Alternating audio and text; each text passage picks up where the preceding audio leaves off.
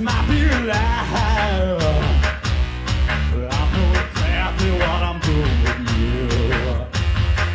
If there's a bad time to mention, I don't have no you. Now that I think every man's good, why do you think you go round? You know I have your best secrets in mind. Well, it's kind of difficult to describe my music, which is kind of lame because I have to do it pretty much every day because I do all my own publicity and I'm a publicity whore, so it means that I'm pretty much sending out press releases every day.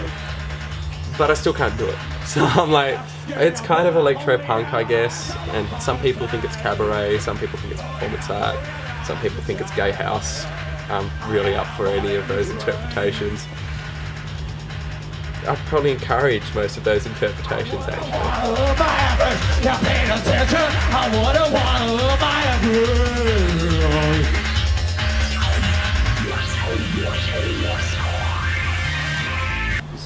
I got started doing my music stuff. I was in a band called Descend here for a couple of years.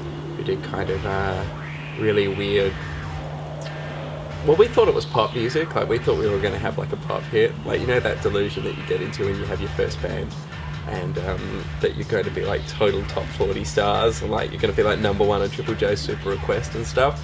We're totally thinking that, except that we were like a kind of like a lo-fi, bad, broken 486 computer version of like the Doug Anthony All-Stars trying to write serious music. So yeah, that didn't really work so well. And I had a predilection for getting naked at the time as well, which didn't exactly feed into winning competitions like the next big thing.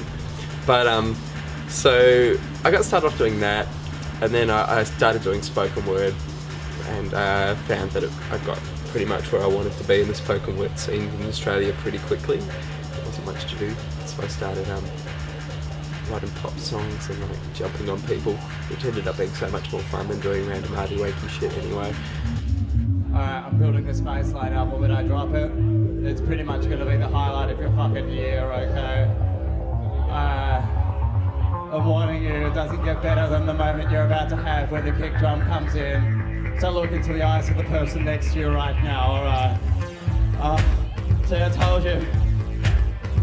It's all about self-confidence, Perth. And it's so hard to be self-confident when you have such a fucking beautiful kick drum at your disposal. Alright, I'm gonna stop big-upping myself now. Alright. Oh, but it's just so good. Alright. Okay. Alright.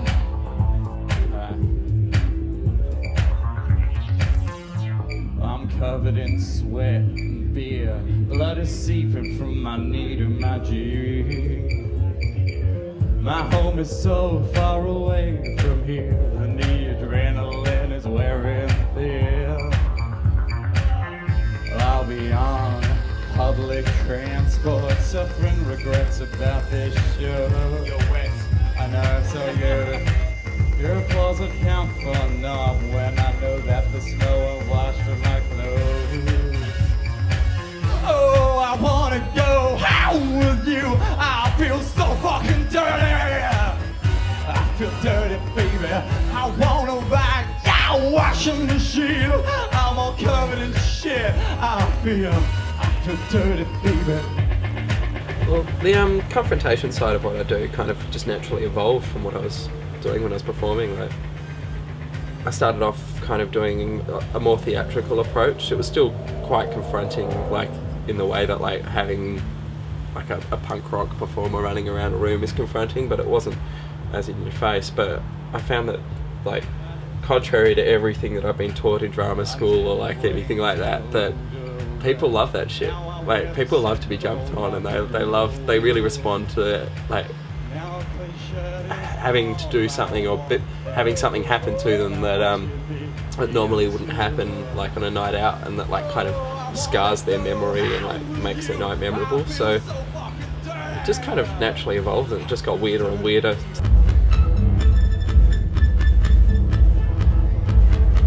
Keep hoping that all these shows will be a turning point where there'll be no more lows. You'll stop being such a self-involved pack of cunts. I feel affection for you, which is confusing for me when I'm working this hard for an audience that clearly doesn't give a shit. Not that you give a fuck. There's no reaction.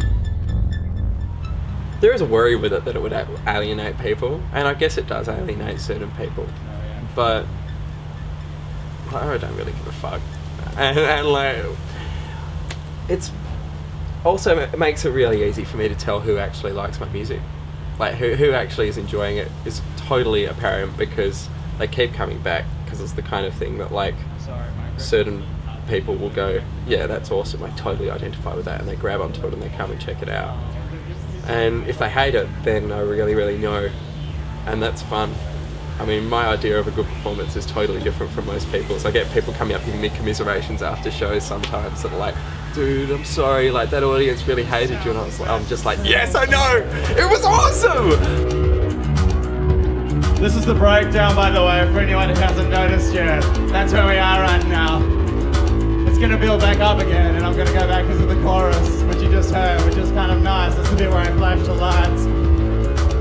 Then I might sing something else. There'll be some kind of vaguely ambient outro,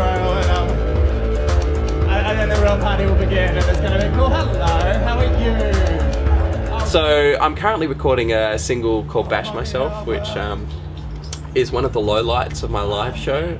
It's pretty much one of the least popular songs that I have to put at the start and then compensate for the rest of the show. It's got a nice vibe on record. I kind of made it for recording, and it's like this kind of synthy bass thing, like warbles and whoops. And actually the main reason that people hated it was that it was 8 minutes long. I didn't realise that until I went to record it, and I'm looking at the raw tracking of it, and because most of it's loops, I'm like, and that goes there, and that goes there, and that goes, oh shit, that's really long, and that's really fucking repetitive. So I'm like, oh, no wonder everybody hates it. But yeah, I'm recording that.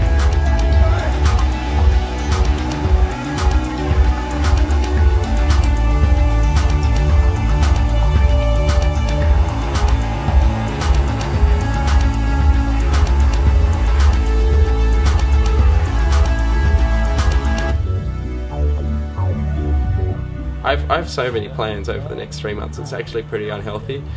Like, I've got a show for Outrage Festival for their closing party called Tomas Ford's Controlled Riot, which is going to be getting a whole pile of people together and playing with how audiences react when they're in a mob, and when that mob is infiltrated by people who are kind of under my control, and exploring what I can do with that. Hopefully freaking the fuck out of some people. They're gone. I fucking warned you. Razor blades are available at the merch desk. Okay. So I'm gonna drop out, like, let's say we'll drop out all the kicks and shit. I don't think you need them. They're gone. They're gone. You don't want them. You don't want them. If you can't have the bass, you're like, I don't want anything. Am I right, Perth? Yeah, well, let's get rid of that little crappy faux melodica synth then, and see how we feel about that. Oh, it's just gone, Perth. It's just fucking gone. Oh dear. It's just gone.